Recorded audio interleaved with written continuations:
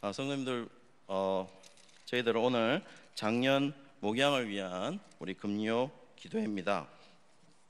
작년 목양의 금요 기도회이기 때문에 저희들 잘 아시다시피 작년 목양에는 교구가 3개가 있죠. 뭐가 있을까요? 믿음 교구가 있고 소망교구 있습니다. 저도 알아요. 소망교구 있습니다. 그리고 또 뭐가 있을까요? 제일은 사랑이라 사랑교구가 있죠. 사랑교구가 있습니다. 그래서 오늘 믿음, 소망, 사랑이라는 이 제목을 가지고 함께 은혜 나눌까 합니다. 히브리서 11장 1절에서 3절까지 보시면은 믿음에 관한 이야기들이 나와 있죠. 너무나도 유명한 말씀이죠. 성도님들이, 우리 그리스도인들이 어떤 삶을 살아가야 되는가에 대한 공고를 하고 있습니다. 또 그런 사람들이 어떤 것을 가지고 있어야만 하느냐, 반드시 가지고 있어야 되는 것이 무엇이냐라는 것을 말하고 있는 구절입니다. 그리고 그 반드시 가지고 있어야 되는 것이 무엇이냐고 정의를 내렸는데요, 그것이 바로 무엇이냐면은 믿음이다, 이렇게 말하고 있는 것이죠. 그리고 11장을 쭉 보시면은 믿음에 관한 본보기가 되는 분들, 그들을 성경에 있는 인물들을 내놨죠. 아벨이라든지 에녹이라든지 노아라든지 아브라함이라든지 라합이라든지 이런 인물들을 제시를 하고 있습니다.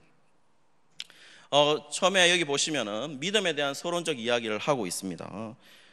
그리고 그 믿음을 지금 히브리서를 기록하는 저자가 히브리서를 받는 공동체에게 이것을 갖기를 원하는 것이죠.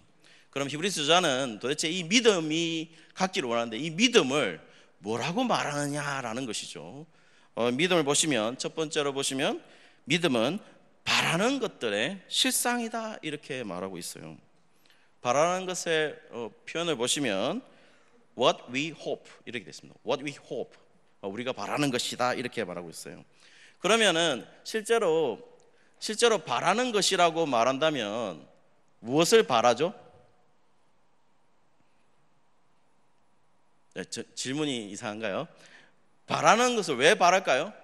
한마디로 가지지 못해서죠. 결혼한 사람이 또 결혼을 바라면 안 되죠. 그렇지 않습니까? 그런데요, 왜 결혼을 바라는 사람들 누굴까요? 이청년부들이죠. 그렇죠. 그럼 결혼 못했으니까요. 안 한 걸까요? 못했으니 경우가 많았겠죠. 그래, 못했기 때문에 결혼을 바라죠. 우리도 흔히 바라듯이 우리가 바라는 것들은 우리가 다 가지지 못한 것들입니다. 그런데요, 여기 보시면 바라는 것들의 실상이다, 우리가 바라는 것들인데요, 실상이다, 이렇게 말하고 있어요. 이게 뭐냐면, 실상은 뭐라고 말하냐면 히포스타시스라는 이 단어는 말이죠, 실상은 구체적으로 확실한 실체라는 뜻입니다. 자, 그러면요, 믿음이라는 것이 바라는 것이 있고 실상 존재하는 게 있다는 거죠. 모순이죠. 그렇지 않나요? 바라는 거는 없는 건데, 내한테 없는 건데, 나에게 없는 건데, 그런데요, 실상으로 있대요. 그게 믿음이래요. 그리고 그 보시면은 내가 바라는 것의 시점, 바라는 것의 그 시점과 실상이라고 이미 존재하고 있는 시점이 동시간대입니다. 완전한 모순이죠. 바라는 거는, 우리가 바랄 때는 뭔가가 없을 때 바라는 건데, 아니, 실상으로 있대요. 그게 믿음이래요. 현재 가지고 있지 않아서 바라는 것인데, 이 믿음이라는 것은 내가 바라는 것인데 실상으로 확실히 가지고 있다라고 말하고 있습니다. 좀 더 쉽게 설명하면 이렇습니다. 내가 대통령이 되기를 바란다고 생각해 보십시오. 그런데요, 내가 대통령을 되기를 원하는데, 나는 분명히 대통령이 아닌데, 대통령이 아님에도 불구하고 대통령이라는 사실을 받아들이는 것이다, 이 말입니다. 다시 말하면 내가 바라는 것인데 내가 없음에도 불구하고 있다라는 것으로 받아들인다는 것입니다. 이게 얼마나 어려운 일입니까? 없는데 어떻게 있다고 받아들일 수 있을까요? 인간은 말이죠, 참 불신앙적인 동물이죠. 잘 믿지 않습니다. 너무 믿지 않아요. 믿지 않는 것이 우리들입니다. 그런데요, 히브리서는 그렇게 하지 않아도 지금 확신하라는 겁니다. 너가 지금 없어도 지금 있다라고 확신하라는 것입니다. 그것이 믿음이다, 이렇게 말하고 있습니다.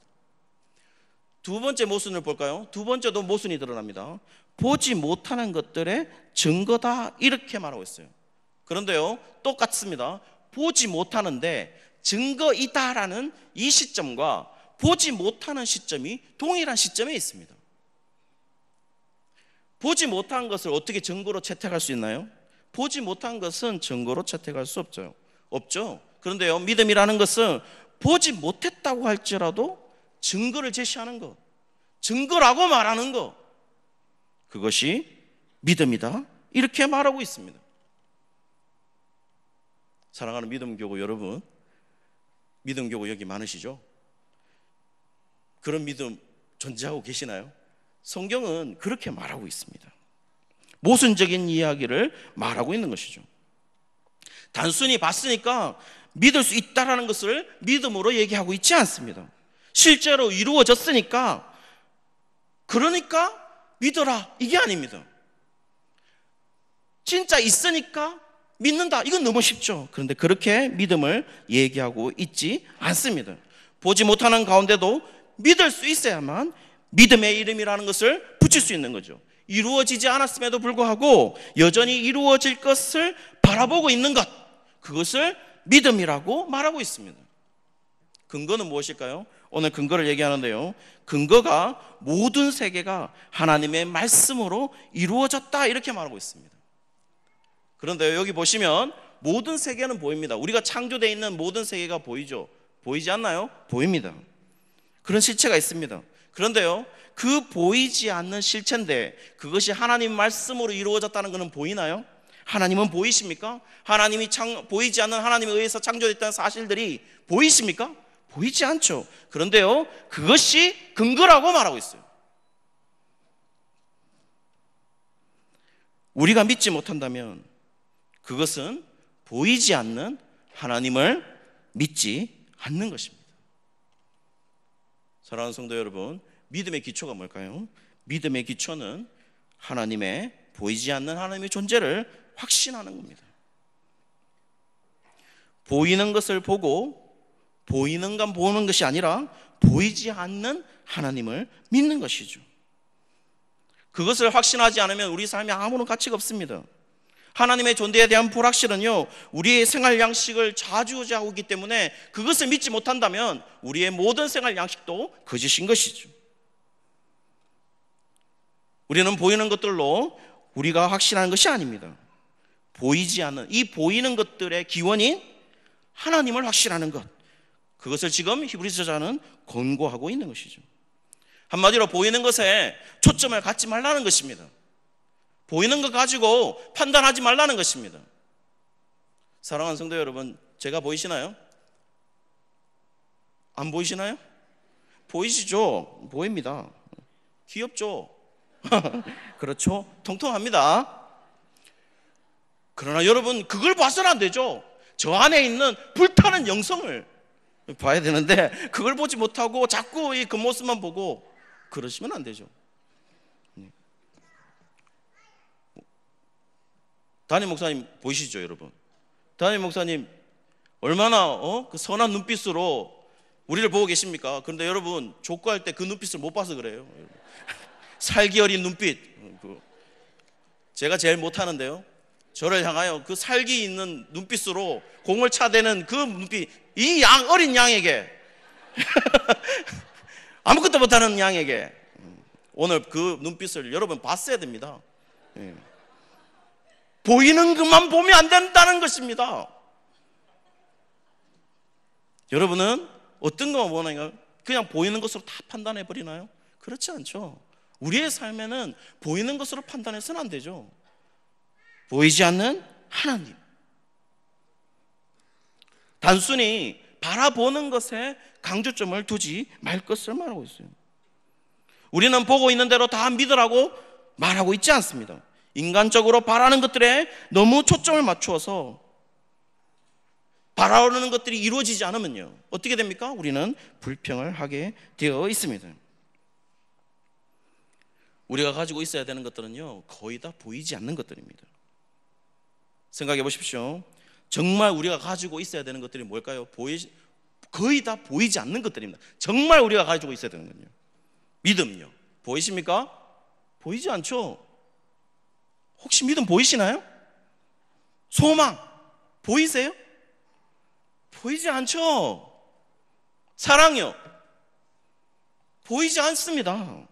하나님 보이지 않습니다. 우리가 정말로 믿고 바라봐야 되는 것들은 거의 다 보이지 않는 것들입니다. 그런데 그 보이지 않는 것들을 향하여 그게 증거라고, 진짜 보이는 것이라고, 바라는 것들인데요, 우리가 가지지 않은 것들인데요, 그게 있다라고 생각하라는 것입니다. 믿음의 예들을 보시죠. 믿음의 예들을 보시면 아벨은요, 예물을 받을지에 대한 확실한 믿음도 없었습니다. 그런데요, 하나님이 이 예물을 받을까 안 받을까 그런 확신은 없지만 믿음으로 드렸어요. 노아는요, 많은 논쟁이 있습니다.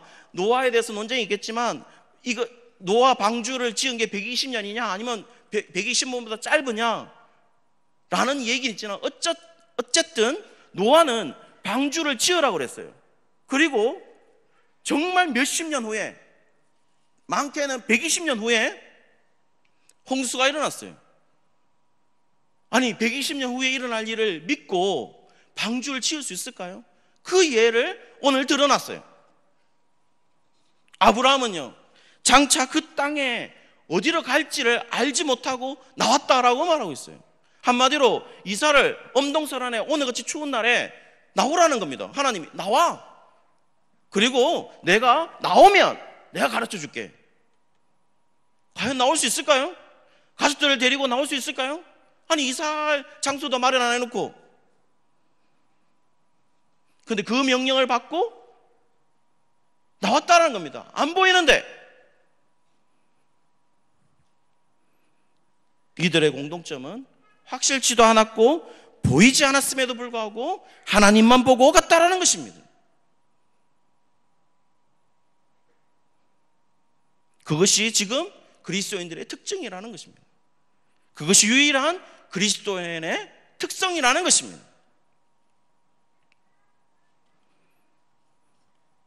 믿음을 가진 사람들 보시죠. 믿음을 가진 사람들 보시면 에녹, 노아, 아브라함, 이삭, 야곱, 요셉, 모세, 라합 모두 다 언급하고 있습니다. 그런데요, 이 사람들 가운데서 어느 사람도 인격에 대해서 말하는 구절이 있나요? 이 사람들이 정말 착했다, 이 사람들이 인격적으로 대단했다, 이런 구절이 있습니까? 한 군데도 없습니다. 인격에 대해서는 얘기하고 있잖아요. 이 사람들이 정말 성인군자였다, 아 믿음을 가질 만한 사람이었어 라고 말하는 구절은 한 군데도 없습니다. 그러면 오직 이 성경은 히브리서 11장에 있는 말씀은 이들의 공통점을 뭐라고 단정하느냐? 이들은 믿었다.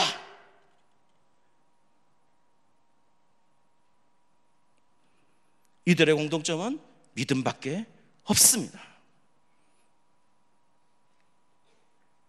믿는 건요, 여러분 복입니다.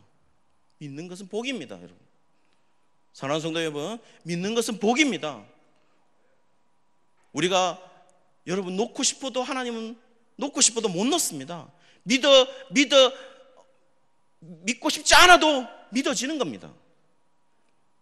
믿음이라는 건 그렇습니다. 우리에게 주시는 거기 때문에. 생각해 보십시오. 출애굽을 했습니다.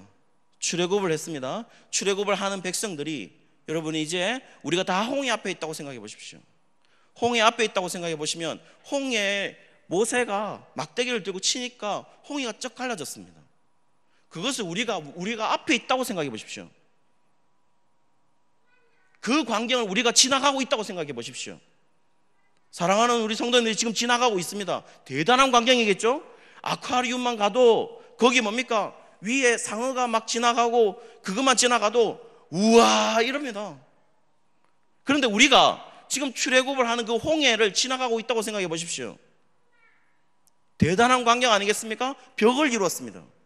그 벽에 고래가 보입니다. 우리는 마른 땅을 건너가고 있습니다. 바다를 말이죠. 사랑하는 성도 여러분, 그러면 여러분 모세를 배신하겠습니까? 모세를 배신할 수 있을까요? 모세를 배신할 수 있을 거라고 생각하십니까? 제가 여러분의 얼굴을 보면 여러분은 신실한 얼굴로 보여요. 저 보십시오. 신실하지 않습니까? 얼굴이. 저는 절대로 모세를 배신 안 할 것 같아요. 홍해를 제 눈앞에서 갈랐어요. 그런데요, 또 한 가지 예를 들어 보겠습니다. 예수님이 있어서 나사로를 일으키는 장면을 제 눈앞에서 보았다고 생각해 보십시오. 예수님이 나사로를 살렸습니다. 죽은 나사로를 분명히 봤습니다. 죽은 거를. 그런데 그 나사로를 살렸어요. 그 나사로를 살렸다고 내가 옆에 있었다고 생각해 보십시오. 제가 예수님을 배신하겠습니까? 제가 예수님을 배신할 수 있을까요? 저는 배신 못할 것 같아요. 그런데 어떻게 했습니까? 거기 옆에 있던 사람들 어떻게 했습니까? 모세를 배신하지 않았나요? 예수님을, 바라바와 예수를 중에 누구를 살릴까? 다 바라바를 외쳤습니다. 바라바를 살려라! 예수를 죽여라! 그것이 표적을 받든 기적을 받든 그들의 믿음의 상태였습니다. 그렇다면 믿음은요? 이건 뭘 말하는 거죠? 믿음은 우리에게 출발하는 게 아닙니다. 믿음은 우리에게 주시는 것이죠. 바로 그 믿음을 그렇게 믿도록, 보지 못하는 것을 믿도록 우리에게 선물로 허락하셨다는 것입니다. 그것이 바로 우리에게 준 믿음이라는 것입니다. 그러면 그 믿음을요, 그 믿음에 대해서 히브리서 12장은 뭐라고 말하냐? 그 믿음을 그들이 어떻게 지켰느냐라는 것을 보여주는데요, 믿음의 최고 교본이 누구냐, 어떤 믿음을 보여줘야 되느냐라는 믿음의 교본을 바로 예수 그리스도다, 이렇게 말하고 있습니다. 성경은 말이죠, 결정적인 순간에는 누구를 향하고 있는지 아십니까? 결국 예수님을 향하고 있습니다. 이 본문의 히브리서의 배경을 보시면요, 히브리서가 이 편지를 기록하는 배경들은요, 지금 독자들이 굉장히 좋지 않은 상황입니다. 히브리서를 70년대, 80년대 이거라고 생각한다면 히브리서가 기록하는 배경은 그야말로 이 기독 공동체들이 그야말로 안 좋은 상황이죠. 어떤 안 좋은 상황이냐? 60년대부터 60년대 이후에 60년대 중반에 네로가 물론 네로가 불을 지른 건 아닙니다. 그런데요, 그 불을 지른 사실들에 대해서 누구에게 뒤집어 씌웠냐면 다 그리스도인들에게 뒤집어 씌웠습니다. 그 그리스도인들에게 뒤집어 씌우니까 당시에 유대교, 한마디로 말해서 유대인들이 믿는 유대교와 기독교가 분리가 안 되어 있습니다. 그러니까 함께 공존하고 있는 상태죠. 그러니 뭡니까? 네로가 일단은 그리스도인들에게 뒤집어 씌워놨으니까 다 로마 군정들이 다 누굴 잡았냐면은 유대인이든 그리스도인이든 함께 잡았던 것이죠. 그때에 유대인들이 유대 공국에서 뭐라고 말했냐면은 그때부터 회당에서 그리스도인들을 축출하면서 유대교와 기독교를 나누기 시작합니다. 왜? 우리는 안 잡혀가야 되니까. 네로가 지명한 거는 물론 그리스도인들이 불지르지 않았지만 그리스도인들에게 분명히 뒤집어 씌웠다. 그러면 그리스도인들만 잡아가라, 이런 겁니다. 그러면 그런 상태에서 70년대, 80년대를 사는 그리스도인들은 어떤 고통이 있는 거죠? 어떤 고통들이 있습니까? 한마디로 로마에게도 핍박받고 유대인들에게도 핍박받는 그런 실정에 있는 고통당하는 그리스도인이라는 것이죠. 그러니 뭡니까? 그리스도인들은 이단으로 취급받았습니다. 한마디로 상종할 수 없는 것들입니다. 그러면 유대교는 물물교환 시대의 유대교인들은 뭡니까? 이들에게 더 이상 물물교환을 해주지 않죠. 왜? 이단이니까. 그때 예수님이 말씀하십니다. 그 예수님의 말씀을 기억합니다. 뭘 말하느냐? 무엇을 마실까? 무엇을 입을까? 무엇을 먹을까? 걱정하지 마라. 그건 다 누가 구하는 거냐? 이방인들이 구하는 것이다 라고 말합니다. 이들이 좋은 상태입니까? 기독 공동체들이 좋은 상태입니까? 좋지 못한 상태입니다. 그럼에도 불구하고 그 사람들에게 오늘 히브리서 12장은 경기하는 선수들에게 그 모형을 두었습니다. 경기하는 선수들처럼. 그리고 모든 무거운 것과 얽매이기 쉬운 죄를 벗어버리고 인내하라, 이렇게 인내해야 된다 이렇게 말하고 있어요. 경기에 참가하는 선수들과 유사하다 말하고 있어요.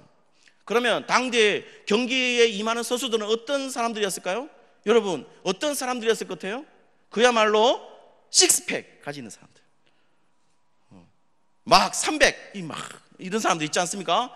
막 여기에 배에 식스팩 막 가지고 있는 사람들. 저는 원팩인데 그 혼자 식스팩 말이죠. 그렇게 가지고 있는 사람들, 그게 그 사람들 당시에 경기장에서 운동하는 사람들의 표본이었어요.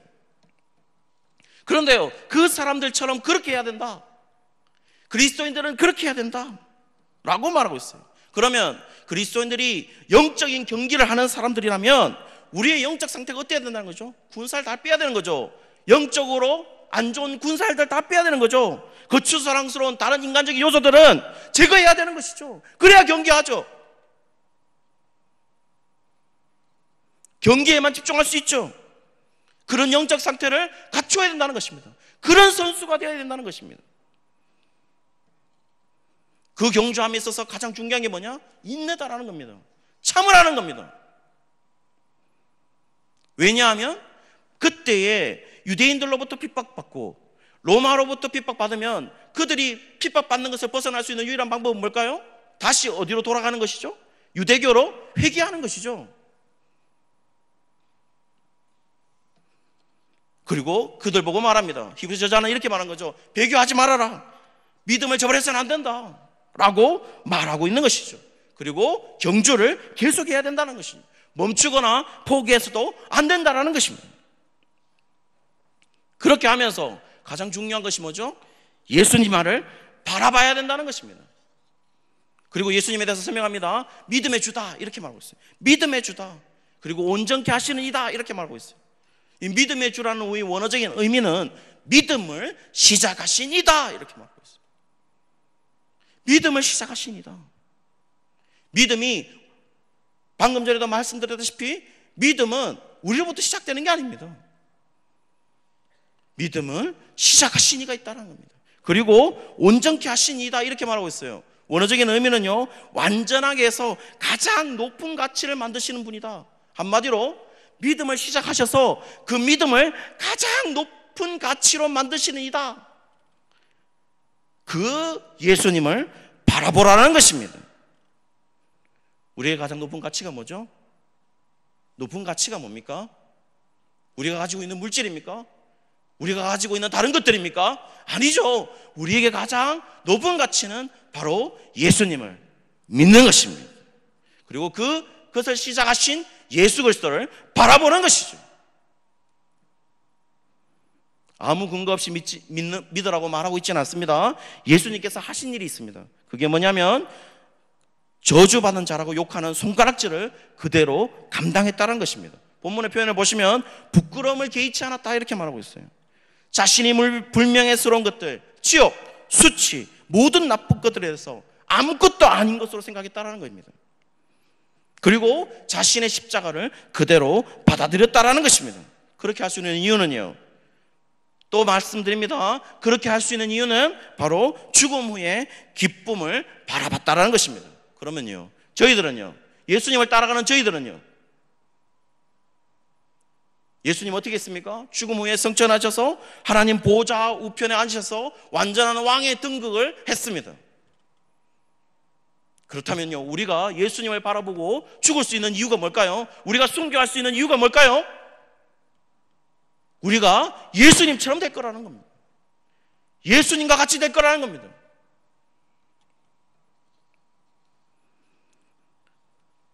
우리가 모든 상황 속에서, 우리가 죽을 것 같은 상황 속에서도, 성도님들 힘든 상황 속에 있죠. 너무 힘들죠. 관계적으로나 물질적으로나 세상은 힘들게 살아갑니다. 정신적으로도요, 그리고 철학적으로도요, 그리고 애를 키우는 입장에서도요, 정말 힘든 세상을 살아가고 있습니다. 그럼에도 불구하고, 우리가 죽을 것 같은 상황 속에서 있음에도 불구하고, 저자는 이런 상황 속에서 우리가 할 수 있는 태도가 무엇이냐라는 것을 알려주는데요, 그 답은 바로 예수님이라는 것입니다. 그리고 그 답을 제공하는 그 예수님만 바라보자 이렇게 말합니다. Let us fix our eyes on Jesus 이렇게 말합니다. 픽스해라. 한마디로 예수님에게 고정하라는 겁니다. 우리의 눈을 예수님에게 고정하라는 것입니다. 딴 곳을 바라보지 말고 예수님만 바라보라는 겁니다. 다른 것을 바라봄을 통해서 배교하지 말라는 겁니다. 네가 지금 고통스럽다고 해서 다시 유대교로 회귀해서 너희 먹을 것을 구하지 말라는 겁니다. 너희 입을 것을 구하지 말라는 것입니다. 너희 마실 것을 구하지 말라는 것입니다. 예수님의 모습을 보면 답이 나옵니다. 예수님은 자신을 죽이려고 하는 모든 사람들이 자신을 지목했습니다. 그리고 그것을 묵묵히 받아들입니다. 그리고 인내하셨습니다. 그러므로 히브리서 독자들에게 히브리 저자는 이렇게 말한 거죠. 인내해라. 예수님처럼. 그냥 참으라가 아닙니다. 인내해야 되는데 반드시 뭐가 있느냐? 소망이 있다는 겁니다. 하늘에 기쁨이 있다는 것입니다. 그것을 보고 견뎌나가야 된다는 것입니다. 그것이 우리의 유일한 소망이다. 이렇게 말하고 있는 것입니다. 사랑하는 소망교구 여러분, 우리는 뭘 바라보고 있나요? 소망교구 여러분 여기 계시죠? 우리는 뭘 바라보고 있어요? 예수님을 진짜 바라보고 있어요? 우리의 눈을 예수님에게 고정하고 있어요? 그것이 우리의 소망이래요. 이제 사랑에 대해서 하려고 합니다. 믿음, 소망, 사랑 중에 그 중에 제일은 사랑교구라 그렇게 말씀하셨습니다. 제가 사랑교구거든요. 요한 1서에서 사랑교구를 얘기했습니다. 사랑에 대해서 얘기를 했습니다. 믿음, 소망을 가진 사람들이 나오는 것이 무엇이냐? 사랑이라고 말하고 있어요. 흔히 말한 대로 물론 믿음을 시작하고 소망을 바라보아야 하는 것은 우리입니다. 우리. 그런데 사랑만은 흔히 말한 대로 하나님 우리를 사랑했습니다. 먼저. 우리의 사랑은 두 가지를 얘기하죠. 보통 어떻게 얘기합니까? 하나님 사랑 그리고 이웃 사랑을 얘기합니다. 이것이 우리의 보통 사랑의 개념입니다. 우리가 하나님을 사랑해야 된다는 사실들은 다 알고 있죠. 그리고 우리가 하나님을 사랑하는 것이 지극히 당연하다는 것도 알고 있습니다. 사실은. 그런데요, 우리가 모르는 게 있습니다. 하나님이 우리를 사랑하는 것은 지극히 당연한 일일까요? 하나님이 우리를 지극히 사랑하는 것은 당연한 일입니까? 성도님들 그거 한번 생각해 보셨습니까? 우리는 흔히 그리스도인이니까 어릴 때부터 듣고 자라온 그냥 하나님을 사랑해야 돼. 예, 맞아요. 그런데요, 하나님이 우리를 사랑하는 것은 당연한 일일까요? 오늘요, 가장 아픈 장면을 봤습니다. 오늘 장례식에 갔는데요, 아들을 잃었습니다. 아들이 교통사고로 돌아가셨습니다. 화장을 하기 전에 바로 앞에 이제 화장을 봅니다. 이제 화장을 보는데요, 그 어머니의 절규를 들었습니다. 모두 다 울었습니다. 얼마나 큰 소리로 아들아 사랑한다. 그 뭡니까? 들어가는 그 길목에서 저거구나 사랑이라는 게.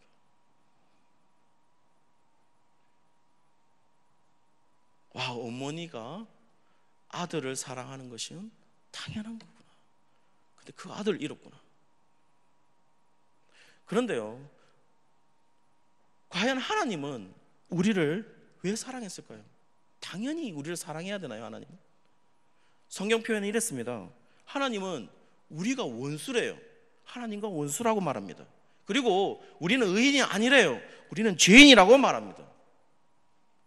그런데요, 하나님은 우리를 사랑했대요. 그리고 그 사랑을 예수님을 못 받게 함으로 자기 아들을 보내셔서 못 바꿔서 죽임으로 말미암아 그 사랑을 확정했대요.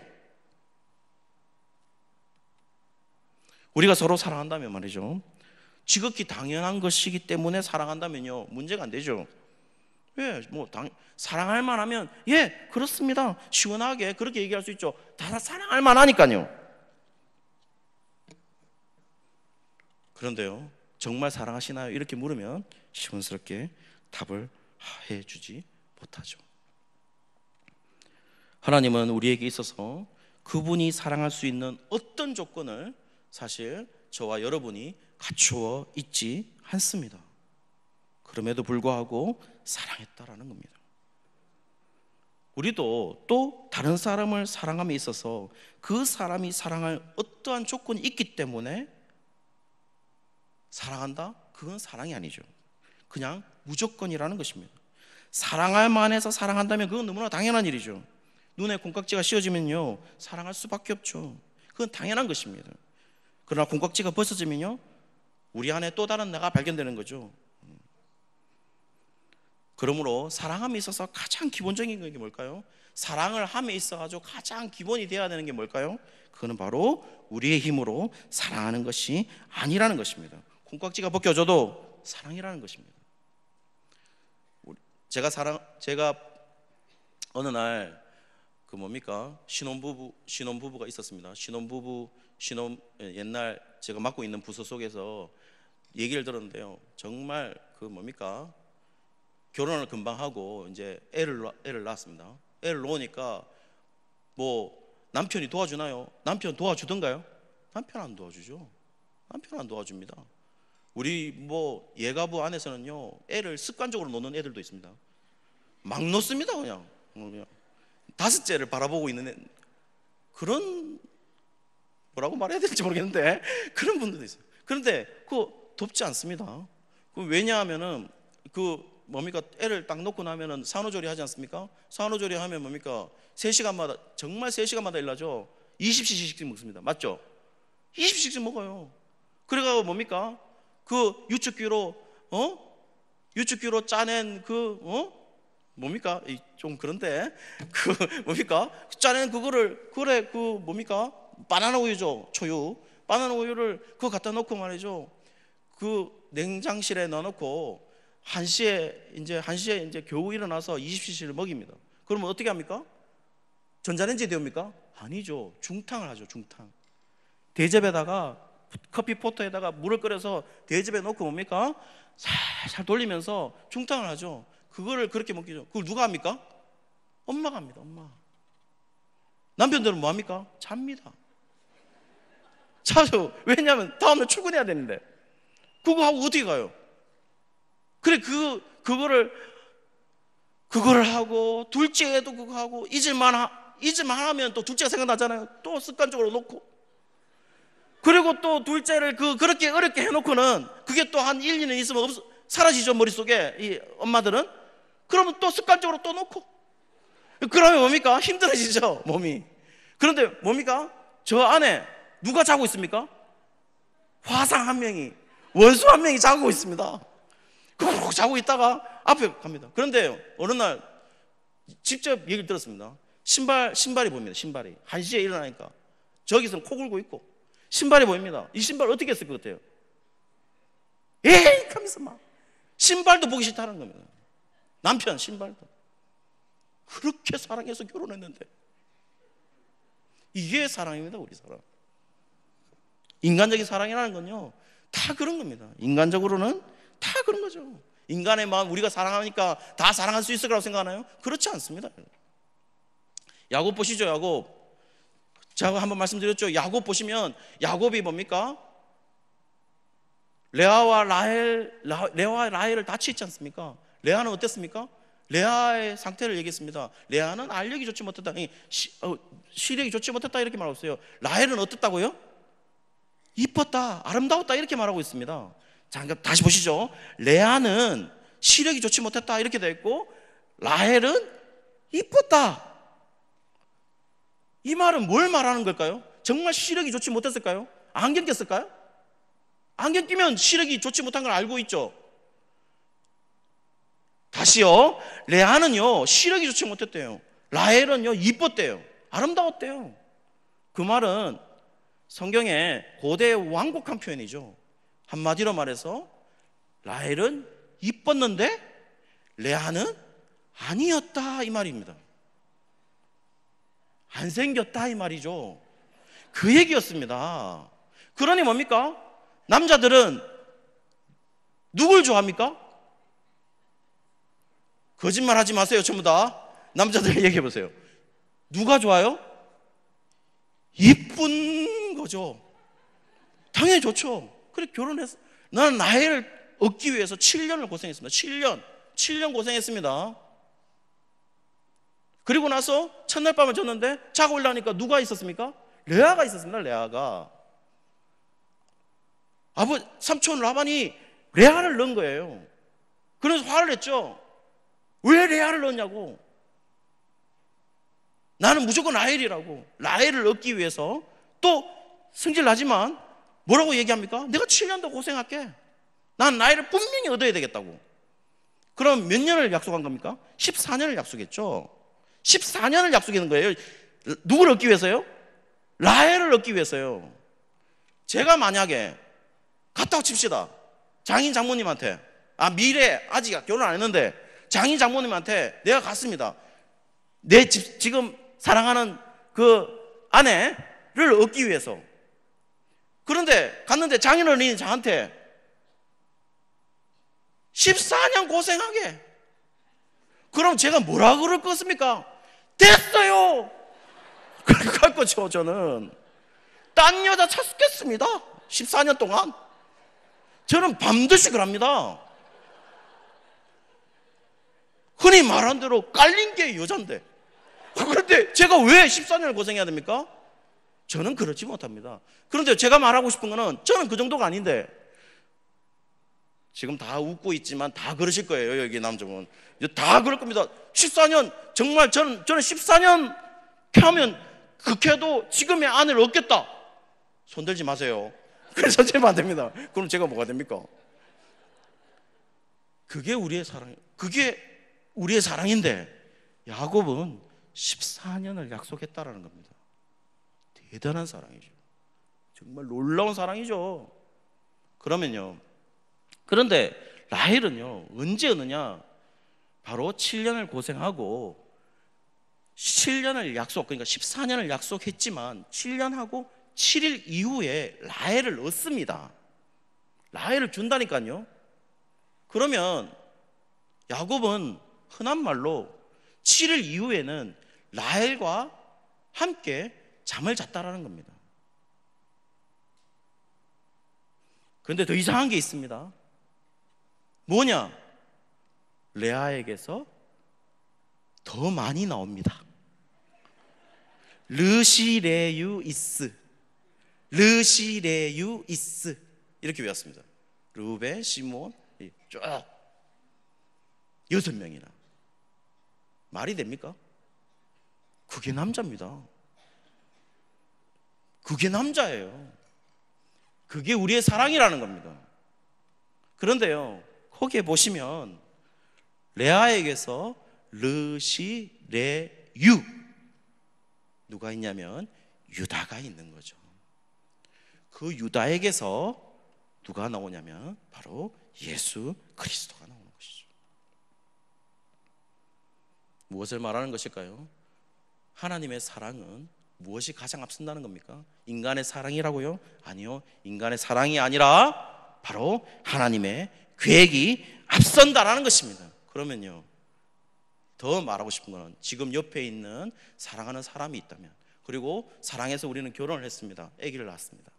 이 사람은 우리가 사랑해서 결혼했어요. 물론 사랑했겠죠. 사랑해서 결혼했습니다. 내 옆에 있는 사람. 그러나 우리의 사랑으로 이 결혼이 성공했다고 생각하십니까? 그렇지 않습니다.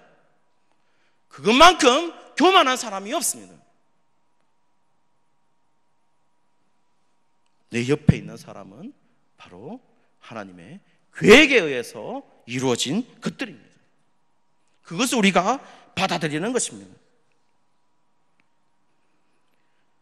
지금 성경 본문은 이렇게 말하고 있습니다. 그런데요, 우리가 사랑하면서도 하나님을 안다고 하는 사람들이 하나님이 사랑이시라 하는 것을 알고 있는데, 하나님이 진짜 사랑의 원천이신데 그걸 알면서도 너희가 남을 미워하면 하나님을 아는 게 아니다. 너희들은 거짓말하는 거다. 똑같은 저자인 사도 요한이 요한복음 8장 44절에 뭐라고 말하고 있습니까? 그건 거짓말하는 그 거짓의 아비가 누구냐? 마귀다! 이렇게 말하고 있습니다. 우리가 하나님을 알고 하나님이 진짜 사랑이신데, 그 사랑의 원천은 하나님이신데, 그렇게 다 하나님이 사랑을 시작하셨는데, 그럼에도 불구하고 우리가 하나님을 알고 있음에도 형제들을 미워하고 있으면 그건 거짓말이다. 너희들은 모르는 거다. 이렇게 말하고 있어요. 인정하기 싫지만 성경은 그렇게 말하고 있습니다. 사랑하는 성도 여러분, 우리가 하나님을 알지 못하고 믿지 못하고 사랑하지 못함에도 불구하고 우리가 누군가를 사랑할 수 있다라고 생각한다면 이 세상에서 가장 교만한 사람이라 말할 수 있을 것입니다. 사랑하는 성도 여러분, 우리가 정말 그렇게 대단한 사랑을 할 수가 있어가지고 우리나라가 OECD 가운데 자살률, 이혼율 자랑스럽게 1위를 달리고 있습니다. 특별히 놀라시지 마십시오. 특별히 우리 남자들, 우리 남편들, 그렇게 아내를 사랑해서 결혼했음에도 불구하고 우리는 성매매율 2위를 달리고 있습니다. 그만큼 우리가 하는 사랑이 있죠. 인간이 자신이 소유한 그 사랑, 죄송하지만 별 볼 일 없는 겁니다. 하나님의 계획밖에 없는 것이죠. 하나님이 사랑이신 것입니다. 이제 우리는 그 하나님을 믿고 있습니다. 특별히 믿고 있는 것은 하나님이 사랑이시다 하는 것을 믿고 있습니다. 왜냐하면 하나님이 독생자를 주시고 그 사랑을 확증했다 이렇게 말하고 있습니다. 그리고 그런 하나님의 사랑이 우리에게 거하시고 있습니다. 그리고 우리는 그 사랑으로 또 다른 사람을 사랑할 수 있는 겁니다. 하나님을 믿고 사랑하는 사람은, 하나님을 정말 사랑하는 사람은, 하나님을 정말 아는 사람은, 하나님을 정말 믿는 사람은 사랑하지 않을 수가 없는 것입니다. 무슨 문제가 좀 있어도 그건 별거 아닙니다. 하나님이 주신 사랑으로 사랑하지 못할 만큼 그런 큰 문제가 되지 않습니다. 사랑하는 내일교회 우리 작년부, 작년 목양이니까요, 작년부 성도님들, 우리에게는 믿음이 있습니다. 믿음 교구가 있듯이 우리에게는 믿음이 있습니다. 우리에게는 또 뭐가 있죠? 소망 교구가 있듯이 소망이 있습니다. 우리에게는 사랑 교구가 있듯이 우리에게는 사랑이 있습니다. 하나님이 출발한 믿음, 소망, 사랑이 있습니다. 그 모든 것이 우리 은혜 안에서 이루어지는 모든 것들입니다. 그리고 신년 부흥성회 때 그 은혜의 문을 열어서 그 은혜를 만끽할 것입니다. 2018년도 정말 내일교회가 믿음 교구가, 그리고 소망 교구가, 사랑 교구가 은혜 가운데 폭발하는, 정말 폭발해서 우리가 주체할 수 없는 그런 한 해가 되기를 주의 이름으로 축원합니다.